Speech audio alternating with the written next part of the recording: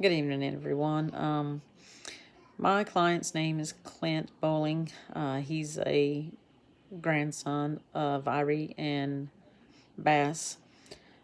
He's 18 years old, just recently graduated from high school, has a desire to get out of Appalachia and move somewhere else to get a job, to be able to better himself, and trying to get out of the generational poverty that he experiences or has experienced growing up on Mud Lick in eastern Kentucky. Um, he is in love with a young lady named Shirley. They had their ups and downs all the way through the video, and at the end, she had agreed to marry him for the second or third time, and again stood him up. At this point, we really seen him exhibit some uh, anger issues. He's had a few throughout. He curses his parents, tears his pants, gets really upset, beats the phone on the floor. But right at the end, he actually goes out and he beats with his hands the building. So he has definitely some anger issues. So with the research that I've done for this assignment, I researched poverty and anger. Does education affect the poverty level?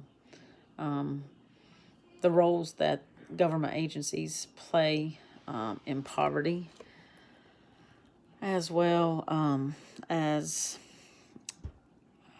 early teen marriage and what it can hold in store for future poverty for getting married at an early age. And also looked at violence in youth in rural communities. Um, each one of these I could really tie back to Clint. As far as the violence, we see him um, have outbursts, cursing his mother several times, yelling and screaming at his dad. His dad didn't even have to really do anything besides look at him, and he would get very, very upset. Um, the research that I looked at, it didn't show it in eastern Kentucky, but it did show southeastern Ohio, 4 different schools in southeastern Ohio, and they did exhibit some significant poverty levels. And it showed that violence in the schools were high,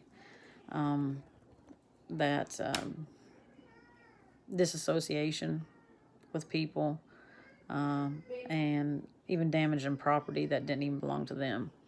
That was one thing that it showed on that research. I also looked at just overcoming generational poverty. Ways to do that would be, higher education, breaking the chain of what they're used to, what they were grown up with.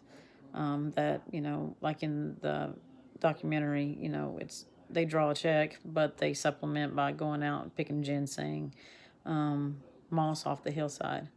But wanting to do something different, such as get an education, moving away, which I really wish that we didn't have to do that in Eastern Kentucky. I wish there was jobs where we could get a better paying job, be able to take care of our family. We didn't have to move to different states or different part of Kentucky to be able to do that. I also looked at the teen marriage because he wanted to marry Shirley so bad.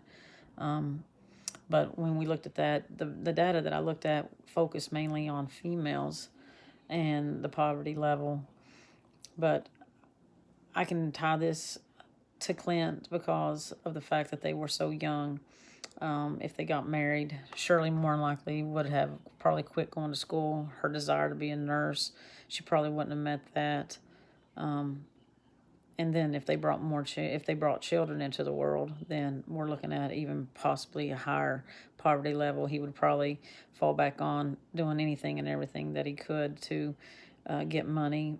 They probably would both be on a check, get food stamps and things like that. And he really does have a desire to get out. I just feel like he doesn't know how. So with him being my client, I would hope that I could point him to resources that help him get, if not a college degree, but a diploma in a trade, like Big Sandy Community Technical College. And Painesville, Kentucky has lots of trade programs. They have, mechanics. They have, I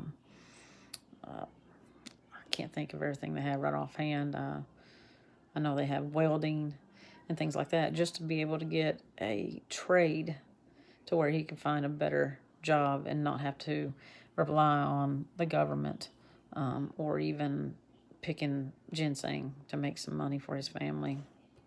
I also looked at how government agencies such as the food stamp or drawing a check, a lot of times that doesn't help because people get used to it. They depend on it, especially if it's generational. And what we've seen in this, it seems like from generation to generation, that's what these folks have done. So sometimes I understand, and I'm all for people getting help when they need help. But when it gets to the point that that's the only way that people feel they can exist, you know, I would hope that I could help Clint understand that that check isn't going to be enough to take care of him and a family that he desires to have, that he really needs to possibly get that college degree, get that trade, to help him build. And this falls into the whole education versus poverty in Appalachia that I looked at. And because he does have a high school diploma, I would hope that I could guide him in the direction to where the college degree or the trade would make a big difference in his life and his desires that he wants. I appreciate you all taking the time to listen to my video, and hopefully this sheds some light on how I could help and direct Clint in a different direction out of the holler. Maybe stay in the hollow, but get out of the hollow, get a job, get a trade, so that he can become the person that he desires to become. Good night.